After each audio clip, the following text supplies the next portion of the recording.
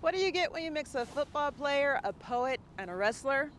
No, it's not the intro to a cheesy punchline, but the beginning of a complex tale about a young man from Utah and his dreams versus the world. It's like being underwater, and like you can't breathe, and then suddenly all the water's gone, and like you can finally like take a breath, and it's just like, whoa. Okay. My name is Jaruwat Maendl, and this poem is entitled "How Do You Lose a Train?" How do you lose a train? Easy, with a capital AD, capital HD, attention deficit hyperactive disorder. And just like you'll find in my mind, nothing but disorder. Well, that and a sign that reads out of order. You see, my mind is nothing short of hoarder. It takes every thought and thing I'd like to say and it stores it away for another day. For when that door closes softly behind me and the sweet sounds will echo elegantly through the empty house, down the dark hallway and bouncing back again, unobstructed by any of the noise within my head. Begins, and thus begins the downward descend into insane insanity, which some might say holds no gravity to depravity, but upon first instance of a sane mind mixing actions of morality, one can only explain as an insane instant of insanity in which the human brain has transcended the plane of humanity, the humanity in what I call simply sane insanity.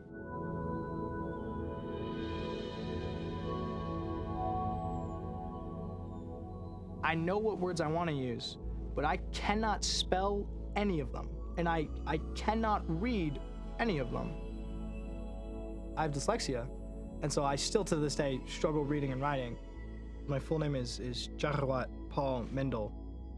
Slightly weird, but not too bad, because a lot of people in Utah spell their names in an odd way, which I think is interesting. So it means big strong tree or one of great potential, and so I imagine that was also kind of like a prayer. When I was born, during my dedication, I stopped breathing. I was rushed to the hospital. You know, their little baby is like struggling to breathe. So they're just like, please God, let him grow up into a big, strong tree.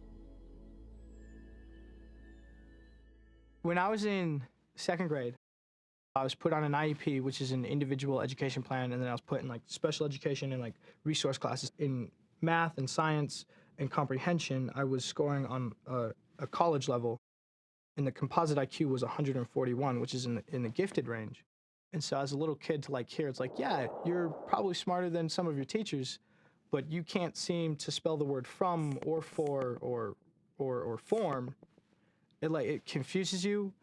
And so all of that stuff kind of was like bottling up inside me, that frustration and that anger and that like not understanding why I'm that way. Like, it was just like a floodgate. It just opened up and everything came out. Inside, trapped inside a cage like a bird and sing, I'm sorry.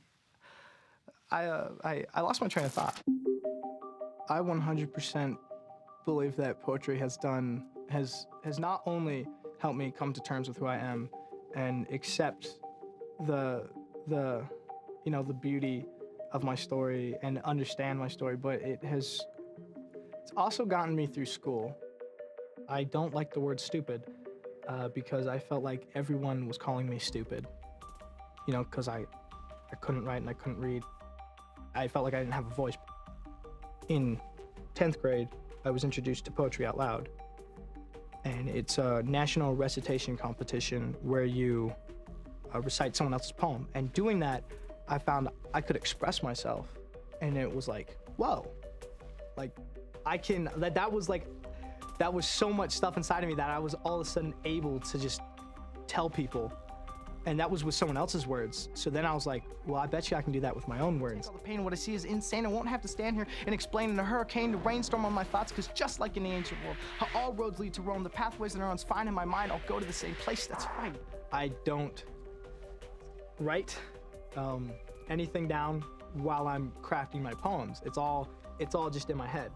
I like to describe it as like there's a bunch of words kind of like floating around. I just like reach up and grab one, and I kind of work on it. That's what most of my emotions come from, is like the shape the words take as I'm presenting them to other people. Because the Lord plucked a pretty piece from practically every person, put them perfectly parallel, and then stitched them together. And yet, I still can't seem to find my own birds of a feather. I have flocked alone for forever, y'all, so tell me, where my fellow penguins at? People are like, oh, you're doing chemical engineering? I'm like, yep, and I love wrestling and football. And they're like, what? These don't fully add up. But I think it's just like who I am, is just like a bunch of like bunch of things together that almost don't make sense, but I make it work.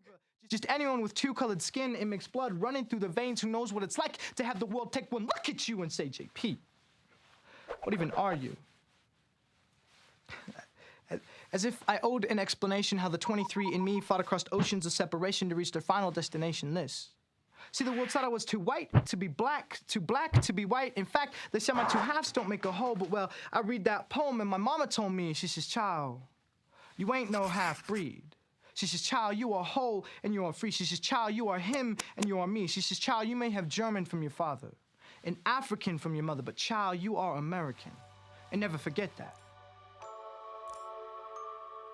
The peace that I have come to being able to express myself and tell people what I deal with and how I deal with it or what goes on it's just amazing. It's so beyond me.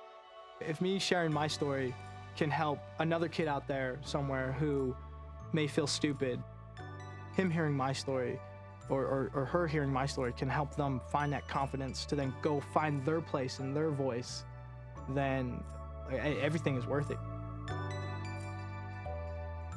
Raise your hand if, like me, you walk the perfect middle.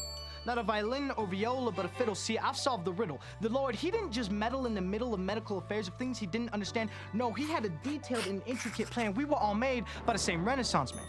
A creator greater than Donatello, Raphael, and Da Vinci. So subsequently, eventually, I hope you all come to see the same thing I have. That in this Sistine Chapel we call a world, we are all just paintings on the wall and amongst you.